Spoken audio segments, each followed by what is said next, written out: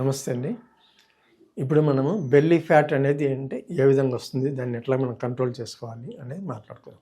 జనరల్గా ఊబకాయం అంటే శరీరం మొత్తం లావుగా ఉంటుంది. కానీ కొంతమందిలో మనిషి మొత్తం నార్మల్గా ఉంటారు.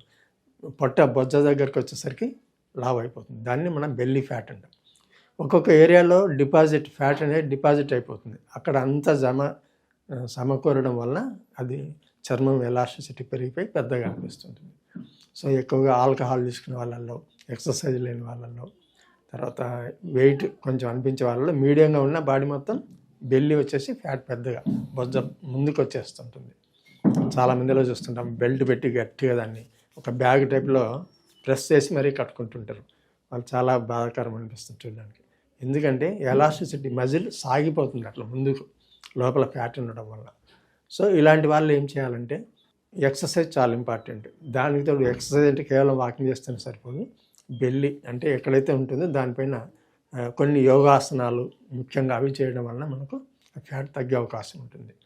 దానికి తోడుగా మనకు కొన్ని ఈ ఫ్యాట్ తగ్గడానికి కొన్ని టిప్స్ చెప్తాను నేను. అక్కడ జస్ట్ కాపడం లాంటిది పెట్టి చేయడం వల్ల కూడా ఆ వేడికి కొంత కరిగిపోయి ఫ్యాట్ లాస్ అయ్యే అవకాశం ఉంటుంది. కానీ ఒక 10 to 15% మాత్రమే. మిగతాది ఎక్సర్సైజ్ చాలా ఇంపార్టెంట్. మజిల్లో ఫ్యాట్ అనేది ఎక్కువగా నిల్వ ఉండకుండా చూసుకోవాలి. యోగాసనాలు, తర్వాత మినిమం చిన్న చిన్న డ్రిల్ చిన్నప్పుడు చేసేవాళ్ళు కదా, అట్లాంటివి చేయడం వల్ల, యోగాసనాలు ముఖ్యంగా చేయడం వల్ల బెల్లి ఏదైతే ఉందో బొజ్జ భాగము నేలపైన ఉండాలి. తర్వాత తల కాళ్ళు ఇట్లా పట్టుకొని చేసేయడం వల్ల ఆ ఫ్యాట్ అనేది అరుగుదల దాని మీద ప్రెజర్ పడి కొంచెం కొంచెం కరుగుతూ వస్తుంటుంది. తర్వాత వీలైనంత వరకు బెల్ట్ పెట్టుకోవడము, దీనివల్ల కూడా కొంత మజిల్కు స్ట్రెంగ్త్కు కొంత కంట్రోల్ చేసే అవకాశం ఉంటుంది. సో ఇలాంటి జాగ్రత్త పాటిస్తూ మనం ఎటువంటి ఫుడ్ తింటున్నాం గమనించాలి. మంచి వెజిటబుల్స్, ఫ్రూట్స్ తినడం వల్ల ఫ్యాట్ అనేది చాలా తక్కువ ఉంటుంది. తర్వాత వచ్చేసి కొన్ని ఎక్సర్సైజులు ఇట్లా వెనక ఇట్లా నడుము వంచడం, నడుము తిప్పడం, ఇట్లాంటివి చేయడం వల్ల కూడా కొంత మజిల్ పైన ర్యాపిడ్ ఫ్రిక్షన్ ఏర్పడుతుంది.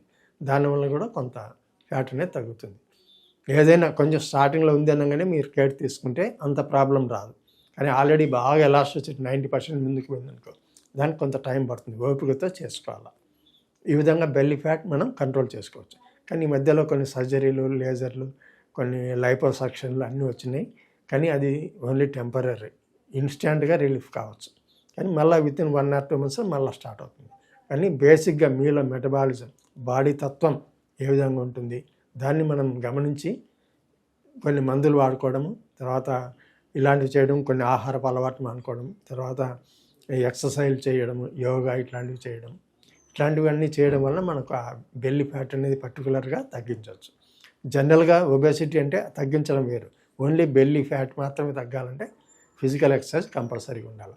దాంతోపాటు మనం తీసుకున్న ఆహారం, తర్వాత ఎక్కువ స్ట్రెస్ లేకుండా ఉండేటివి చూసుకోవాలన్నమాట. నిద్ర చక్కగా పోవడం, ఇవన్నీ కూడా ఫ్యాట్ అనేది కొంత కంట్రోల్ చేసుకుంటూ వస్తుంటుంది. ఇంతకుముందు మనం చెప్పినట్లుగా ఫిజికల్ ఎక్సర్సైజ్, బెల్ట్ పెట్టుకోవడం, వేడి కాపడం పెట్టడం వల్ల కూడా కొంత కంట్రోల్లోకి వస్తుంది. సో ఈ విధమైన జాగ్రత్త పాటించడం వల్ల మనం దీంట్లో హార్డ్ ప్యాక్స్ అంటాం కదా, హార్డ్ ప్యాక్స్ పెట్టుకోవడం, దీనివల్ల తగ్గే అవకాశాలు చాలా మటుకు మెరుగవుతాయి అన్నమాట. సో ఇలాంటి జాగ్రత్త పాటిస్తూ మంచి సాత్విక ఆహారం తినడం, ఫ్యాట్ ఫుడ్ అవాయిడ్ చేయడం, ఇవి చేయడం వల్ల మనం కొంత కంట్రోల్ చేయొచ్చు. ఇంకా మీకేమైనా టిప్స్ కావాలంటే మంచి ఎక్స్పీరియన్స్ డాక్టర్స్ని సంప్రదించండి. మంచి మందులు ఉన్నాయి. దీనికి సపోర్ట్గా మనం అలవాట్లు మార్చుకుంటే మంచి రిజల్ట్ వస్తుంది. ఓకే, ఇక్కడ డిస్ప్లే అయిన నెంబర్కి మీరు అపాయింట్మెంట్ తీసుకొని కన్సల్ట్ కావచ్చు.